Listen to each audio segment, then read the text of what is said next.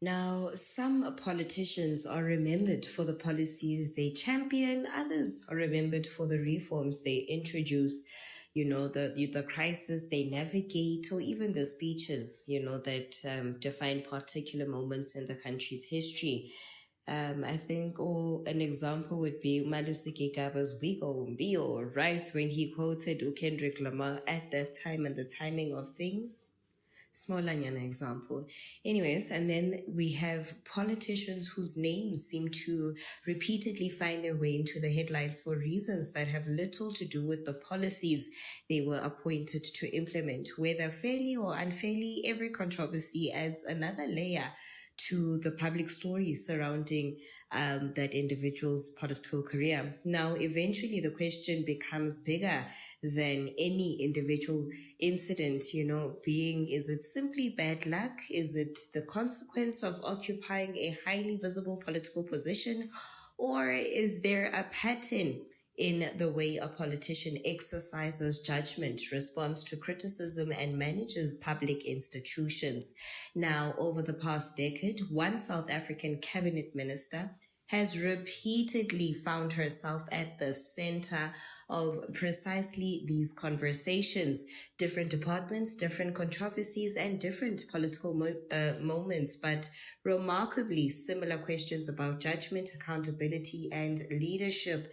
That minister is none other than Stella Ndabeni. Now, this video is not about declaring her guilty of anything she has not been found guilty of.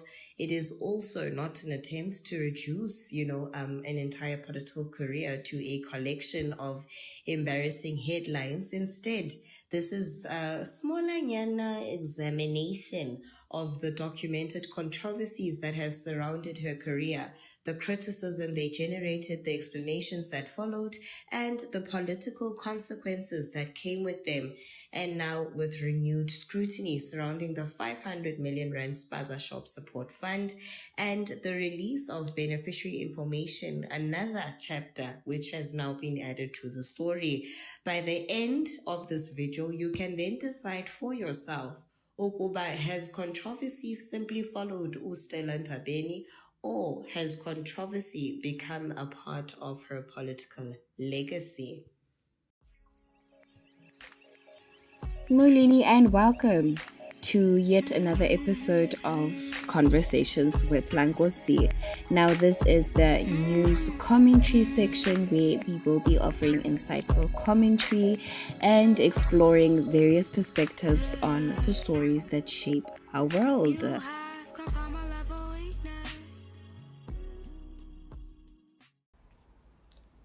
Now, from Mthatha to the Union Buildings, before we examine the controversies, it is important to understand the politician at the center of them being Stella Ndabeni, who was born in Mthatha in the Eastern Cape. Her political journey developed within the structures of the African National Congress, including the ANC Youth League, before she entered Parliament in 2009. Her rise through government was relatively rapid. She served as Deputy Minister of Communications before becoming Minister of Communications and later Minister of Communications and Digital Technologies. Eventually, she was appointed Minister of Small Business Development. That progression placed her in some of the most visible areas of government, communications, technology, and small business portfolios that directly affect how citizens interact with the state, how businesses participate in the economy, and how government communications, or how government communicates with the public. Now, guys, each promotion therefore brought greater responsibility, but it also brought greater scrutiny. The higher a politician rises, the less room there is for personal judgment to remain merely personal. Their decisions increasingly become matters of public interest, and for Ndabeni, that scrutiny would arrive repeatedly. Now, on to the Geneva controversy. One of the controversies that actually placed Stella firmly in the public spotlight involved the official international travel, this trip she went on back in 2019, and questions were raised about whether her then husband had, accompanied her on an official government trip, including travel associated, with Geneva.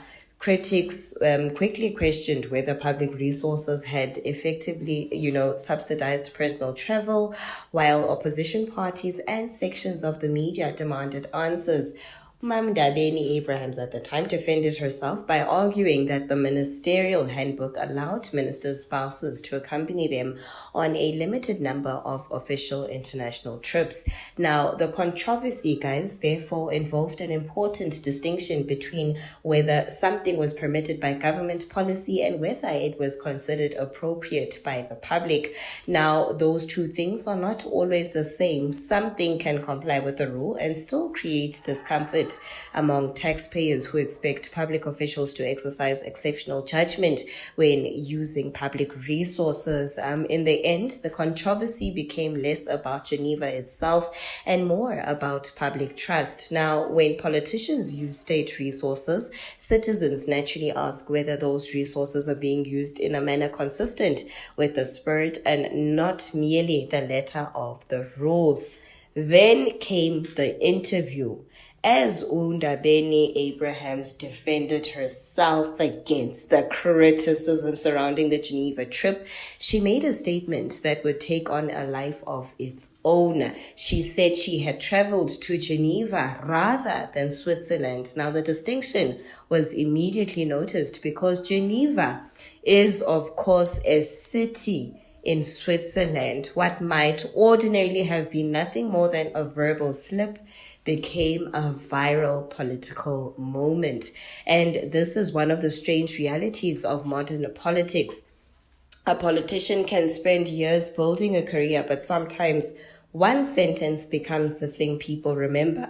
The interview became part of the controversy itself, not necessarily because the statement proved anything about the underlying allegations, but because it reinforced a growing public perception that the minister was struggling to control the narrative surrounding her. Once a politician becomes associated with controversy, even small moments can become politically significant. Now, not long afterwards, another incident placed Ndabeni in a very tight situation. This was during an ANC event back in the Eastern Cape where television cameras captured an interaction between the minister and journalists from SABC who were covering service delivery protests. Critics argued that the minister kept on interfering, with journalists while they were busy carrying out their duties, which obviously raised broader questions about the relationship between government and the media. Now, for a minister whose political responsibilities included communications, the criticism carried a symbolic amount of weight. Because again, government is expected to communicate with the masses, but journalists are also expected to hold government accountable. Now, when the questions were raised about her conduct towards journalists, the incident became more than a disagreement at a political event. It actually became a conversation, about press freedom, political power, and the responsibilities that come with public office. Now, Ndabeni later apologized for the incident, acknowledging that her conduct had been inappropriate. But once again, the episode became another entry in the growing public record surrounding her political career. Then came the controversy that would arguably define Stella Ndabeni in the eyes of many South Africans. In April of 2020, South Africa was under a very strict COVID-19 lockdown where millions of people were confined to their homes, families were separated, businesses were closed, funerals were restricted, and movement was heavily regulated. The government repeatedly told citizens that breaking the regulations could cost lives.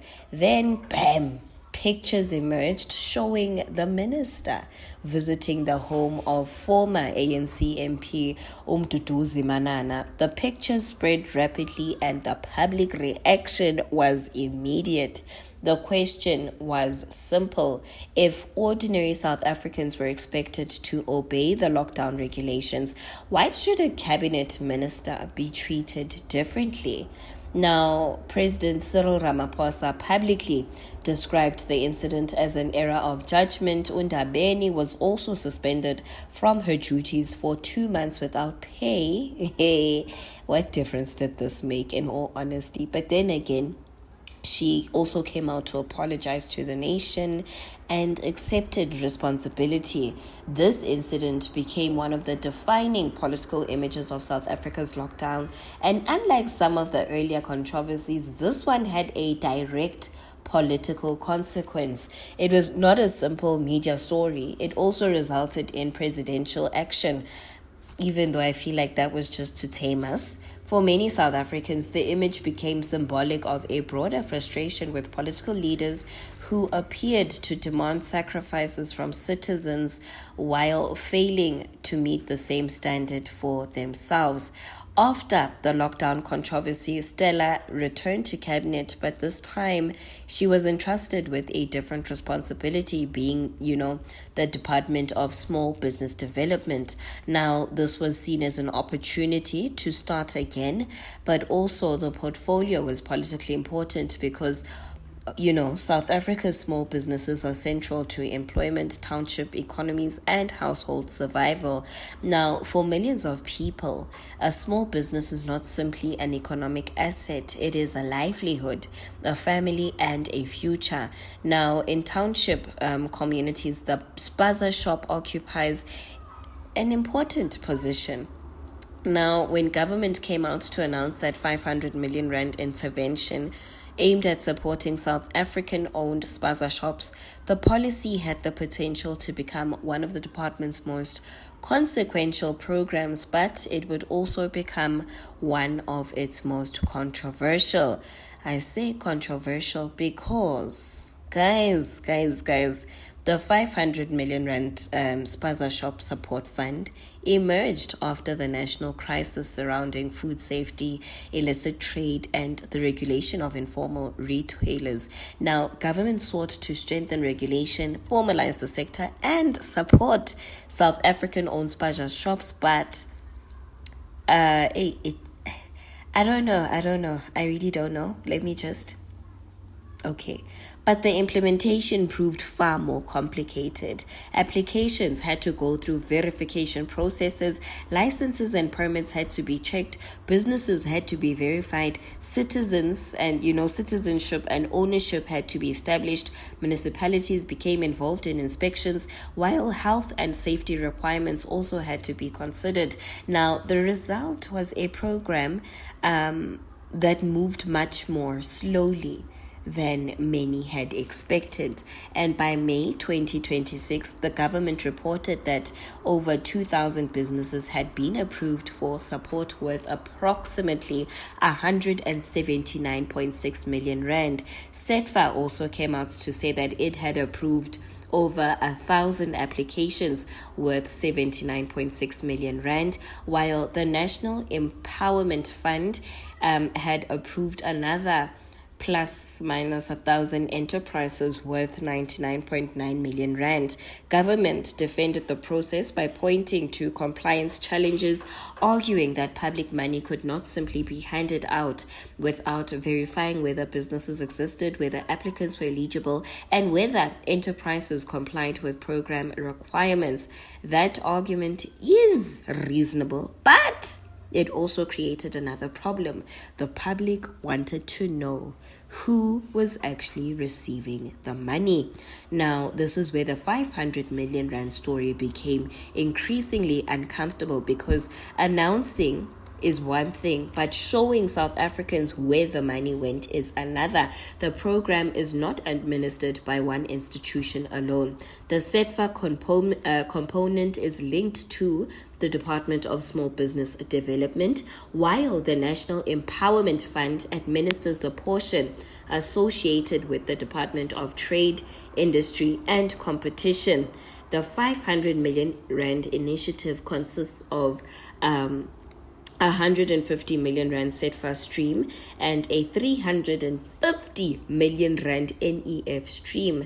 Now, that distinction matters because when government reports that 79.6 million has been approved through SETFA, it does not mean only 79.6 million of the entire 500 million rand exists. It just means that that is the amount that they had approved through the particular implementation streams at the point in time. But for ordinary South Africans trying to understand what had happened to the money, the distinction can become confusing because people wanted a consolidated picture.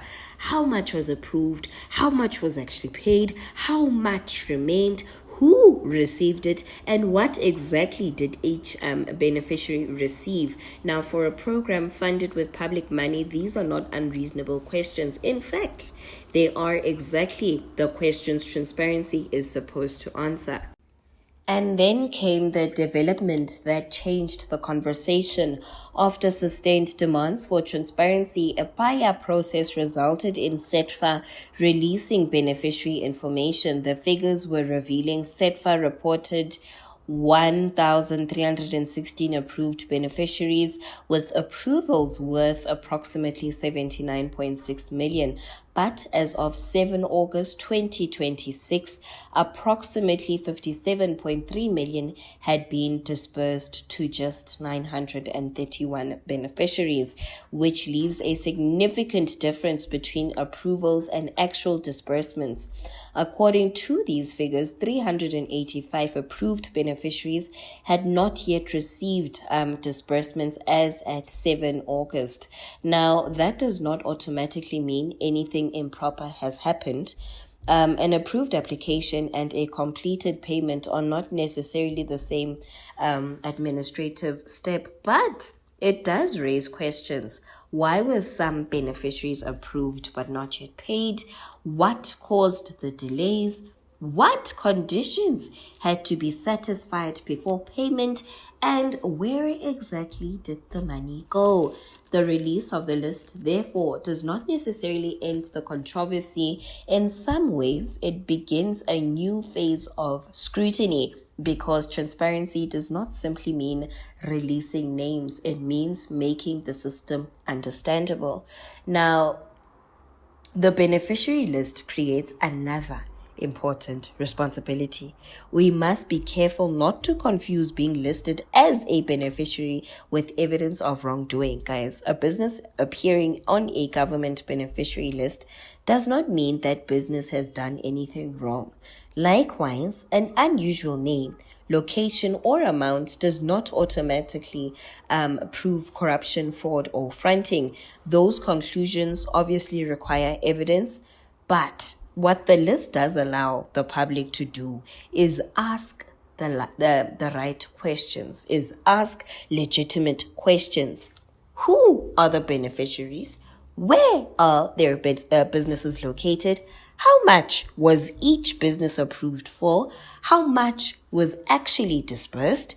Where are these businesses operating? And are they actually operating? And were the owners eligible?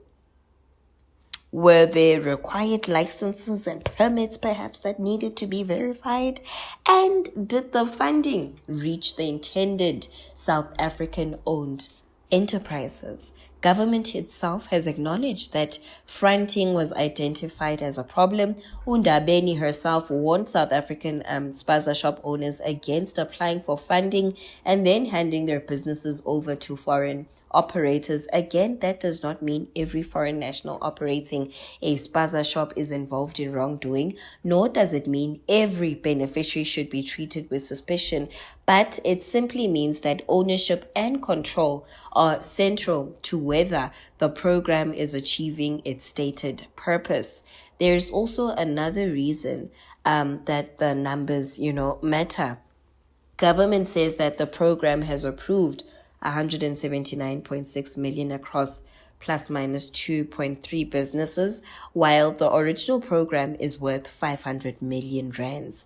Now, that means a substantial portion has not been approved at this stage, and within the SETFA component specifically, the agency's disclosures indicate 79.6 million rand in approvals against its 150 million rand contribution. So the public is left with several different numbers. You have this 500 million that was announced, the 179.6 million that is, that has been approved across both implementing agencies. Then you have that 79.6 million approved through SETFA, that 57.3 million dispersed to the 931 SETFA beneficiaries by the 7th of August. None of these figures necessarily contradict one another. They actually represent different stages and components of the program, but they do demonstrate why public reporting needs to be clear. It's not about Miss Minister, tweeting and having the perfect caption to go with your picture, but rather it is us wanting to properly understand what is going on. It's for us to better understand the different stages and components of the program, and it adds more weight on why public reporting needs to be clear. When figures are released without a consolidated explanation, citizens are left trying to reconstruct the stories themselves, and when citizens cannot easily follow the money, suspicion naturally grows. Now, this is perhaps the fairest question to ask. Was the problem the policy or the implementation?